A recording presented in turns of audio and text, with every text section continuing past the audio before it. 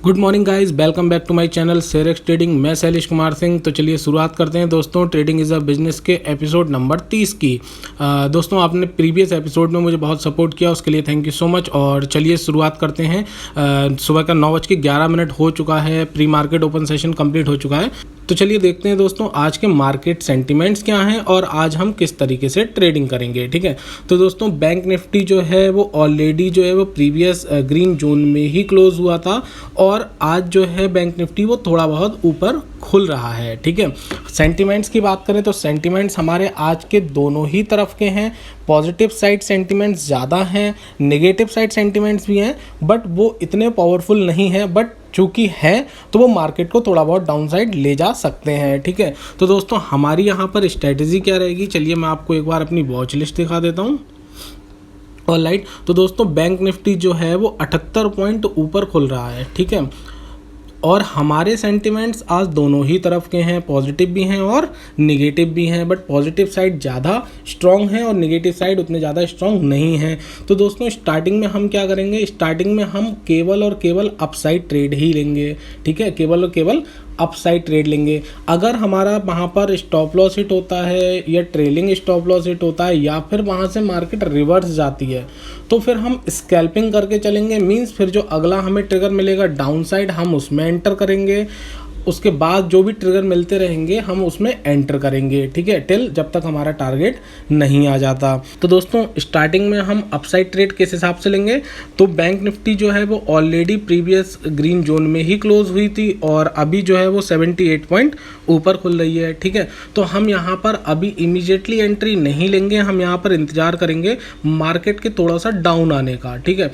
अगर market down जाके दोबारा से अपसाइड जाती है, जैसे हम HP स्कैल्पिंग बोलते हैं, आपने मेरी प्रीवियस वीडियोस में देखा होगा, मैंने कई बार HP स्कैल्पिंग आपको लाइव करके दिखाई है।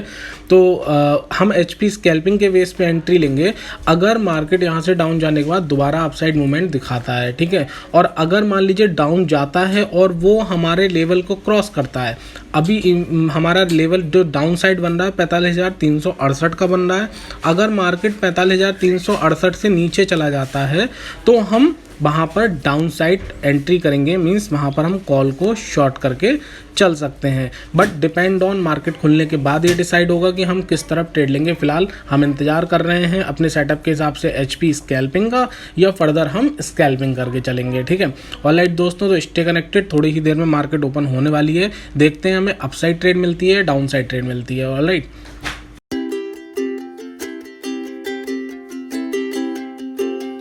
ऑलराइट दोस्तों, तो अभी हमें कोई भी एंट्री नहीं मिली है।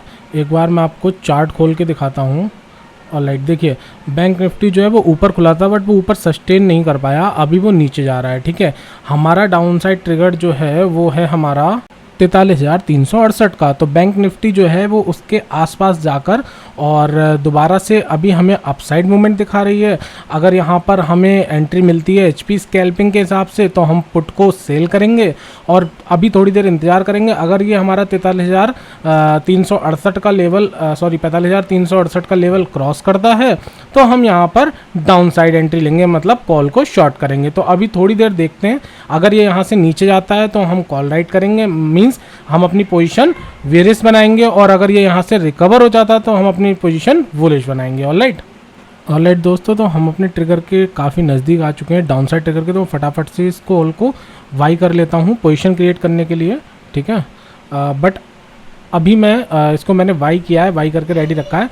अभी मैं इसको सेल करूँगा बट अभी नहीं, जब ट्रिगर प्रॉपर प्रिंट हो जाएगा, क्योंकि अभी हमें ट्रिगर मिला नहीं है, हम ट्रिगर के नज़दीक ही पहुँचे हैं। अब चूँकि हमें ऑप्शन सेल करना होता है तो हम कम अमाउंट में मार्जिन लेते हैं, तो मैंने इसलिए पहले से इसको कॉल को 46,500 की कॉल को बाई कर लिया है ताकि मैं 45,500 की कॉल को शॉर्ट कर सकूं, सेल कर सकूं। ठीक है, तो दोस्तों अभी थोड़ा सा वेट करते हैं, हो सकता है हमें डाउन साइड ट्रिगर प्रॉपर मिल जाए तो हम 45,500 की कॉल को सेल करेंगे, और अगर हमें ट्रिगर नहीं मिलता है तो हम अगेन इंतज़ार करेंगे HP स्कैल्पिंग के बेस पे अपसाइड एंट्री लेने का। ओके, ऑलराइट, ठीक है, थोड़ा इंतज़ार करते हैं अभी यहाँ पर हम।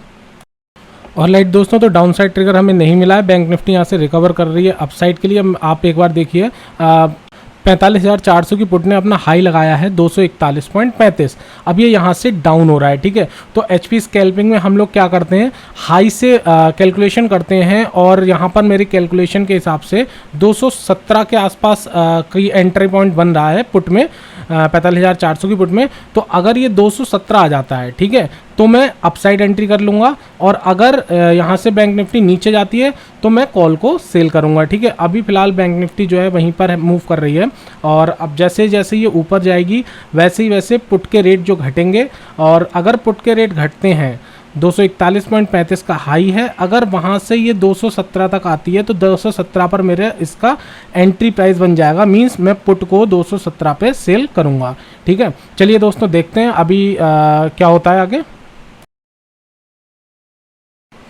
ऑलराइट, तो पुट का भाव गिरकर 224 के आसपास आ गया है, 217 पे मेरी एंट्री बन रही है।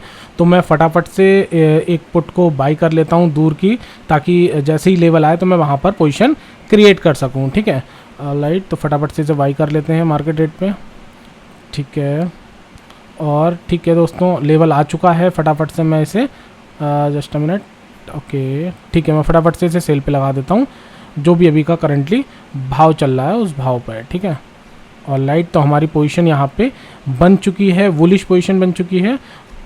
चलिए तो फटाफट से स्टॉप लॉस ऑर्डर लगा लेते हैं और ठीक है, स्टॉप लॉस ऑर्डर हमारा क्या होगा, जो भी इसका हाई था 241.35 का हाई था, तो एक मिनट, 241.35 जो भी इसका हाई था वही हमारा स्टॉप लॉस होगा, ठीक है।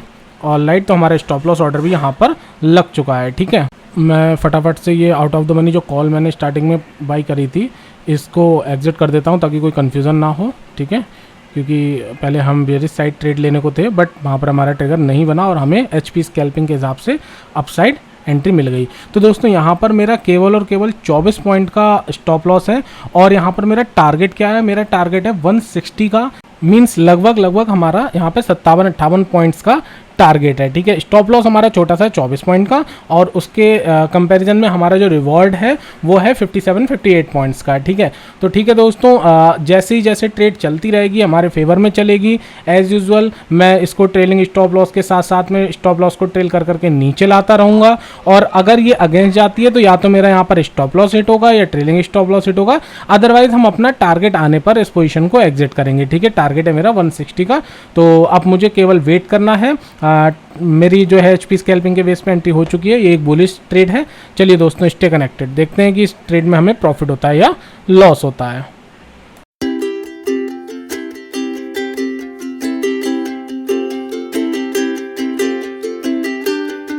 ऑलराइट दोस्तों, तो हमारा टारगेट आ चुका है। फटाफट से मैं पहले स्टॉप लॉस ऑर्डर कैंसिल करता हूँ, ओके।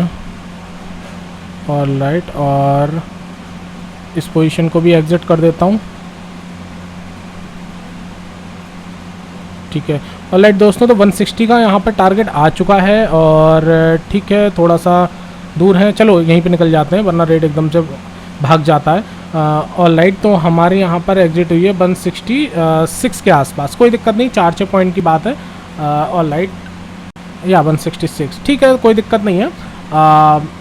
टारगेट हमारा आ चुका था तो यहाँ से हमने पोजीशन को एग्जिट कर दिया और नेट हमें 633 रुपये का प्रॉफिट हुआ है, ठीक है। तो दोस्तों यहाँ पर हमारी पहली ट्रेड जो थी बुलिश साइड, जो हमने मॉर्निंग में बात करी थी, उसमें हमारा टारगेट आ चुका है। तो अब आगे मैं ट्रेड नहीं कर रहा, ठीक है। बहुत सारे लोग दोस्तों क्वेश्चन पूछते हैं कि ट्रेड कब रोकना चाहिए, कब हमें ट्रेडिंग नहीं करनी चाहिए अगर हमारा स्टॉप लॉस हिट हो रहा है या टारगेट हिट हो रहा है। तो दोस्तों हमेशा याद रखिए, अगर आपका टारगेट हिट हो रहा है तो आप दोबारा ट्रेड मत लीजिए, क्योंकि आपने जो एनालाइजिंग करी थी, आपके सेटअप ने जहाँ पे एंट्री दी वो सब परफेक्टली ठीक चला, आपका टारगेट भी आया वहाँ पे, ठीक है ना। तो आपको अब बार बार ट्रेड लेने की ज़रूरत नहीं है ना। और अगर आपका स्टॉप लॉस हिट हो रहा है या ट्रेलिंग स्टॉप लॉस हिट हो रहा है तो वहाँ पर आप दूसरी पोजीशन क्रिएट कर सकते हो, दोबारा से ट्रेड ले सकते हो, बिकॉज वहाँ पर आपका टारगेट हिट नहीं हुआ, जो आपने एनालाइजिंग करी थी उसके हिसाब से मार्केट ने मूवमेंट नहीं दिया। बट वहाँ पे भी एक आपको कैप बनानी पड़ेगी, आपको अपना डेली लॉस का लिमिट डिसाइड करना पड़ेगा कि इतने लॉस से ज़्यादा मैं ट्रेड नहीं लूँगा, मींस जिससे ओवर ट्रेडिंग रुक सके। मीन्स मान लीजिए आपका डेली का लिमिट है कि मैं 1000 रुपये से ज़्यादा लॉस नहीं लूँगा, तो जब तक आपको 1000 की लिमिट नहीं क्रॉस हो जाती आप ट्रेड ले सकते हैं। अगर पहली ट्रेड में मान लीजिए आपको 100 रुपये का 200 रुपये का लॉस हुआ, दूसरी ट्रेड में भी 200-300 रुपये का लॉस हुआ, और तीसरी ट्रेड आपकी एनालाइजिंग के हिसाब से परफेक्टली चल गई, तो वो दोनों ट्रेड की आपकी कॉस्ट भी निकाल के जाएगी और eight the end of the day आप प्रॉफिट में भी रहोगे। ठीक है, तो इस तरीके से आपको अपनी सेंटिमेंट्स, अपनी साइकोलॉजी, अपना सिस्टम बिल्ड करके रखना है और स्टॉक मार्केट में आपका पैसा बनेगा अगर आप डिसिप्लिन के साथ में अपने सेटअप पे फोकस होकर काम करेंगे। ठीक है, अच्छा दोस्तों, वन मोर थिंग कि इस महीने से जो है बैंक निफ्टी की जो लॉट साइज़ है वो कम हो गया है। जैसा कि आप लोग जानते हैं पहले 25 का था, अब 15 का हो गया है। चूँकि मैंने आप लोगों से प्रॉमिस किया मैं कुछ टाइम तक आपको एक ही लॉट में काम करके दिखाऊंगा, क्योंकि बहुत सारे लोगों का मिथ है कि कम पैसे में स्टॉक मार्केट में पैसा नहीं कमा सकते। ऐसा नहीं है, आप रेगुलरली इनकम जनरेट कर सकते हैं। तो यहाँ पर मैं केवल और केवल एक लॉट में काम कर रहा हूँ, जैसा कि मैंने आप लोगों को बताया था।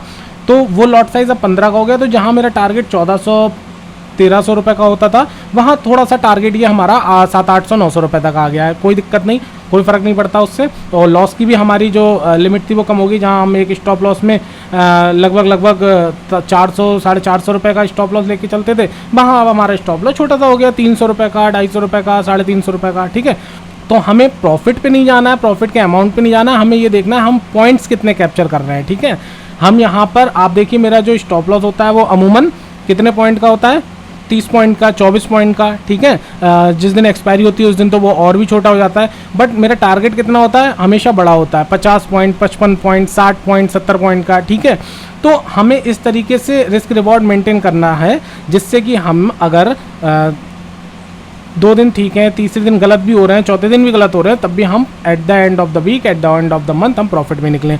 दूसरा दोस्तों, चूंकि मार्जिन लेने के लिए हमें एक दूर की out of the money option को बाई करना पड़ता है, तो थोड़ा बहुत उसमें भी हमें लॉस होता है। जैसा कि आप लोग देख सकते हैं 44,400 की पुट में मुझे 150 रुपये का लॉस हुआ। हालांकि वो लॉस नहीं है, वो तो हमने मार्जिन लेने के लिए एक कॉस्ट दी है, तो वो हम उसे एज अ कॉस्ट लेके चलते हैं। वैसे मुझे 770 रुपये का लगभग प्रॉफिट हुआ था उस ट्रेड में, तो ओवरऑल मुझे 633 का प्रॉफिट हुआ है। ठीक है, चलिए दोस्तों, तो ट्रेडिंग इज अ बिजनेस के एपिसोड नंबर 30 को हम यहीं ख़त्म करते हैं। अब आपसे मुलाकात होती है कल। Thank you so much. ज़्यादा से ज़्यादा आप इस सीरीज़ को सपोर्ट करें, जिससे कि मैं आपके लिए और भी अवेयरनेस वीडियो आगे चल के ला सकूँ। Thank you so much.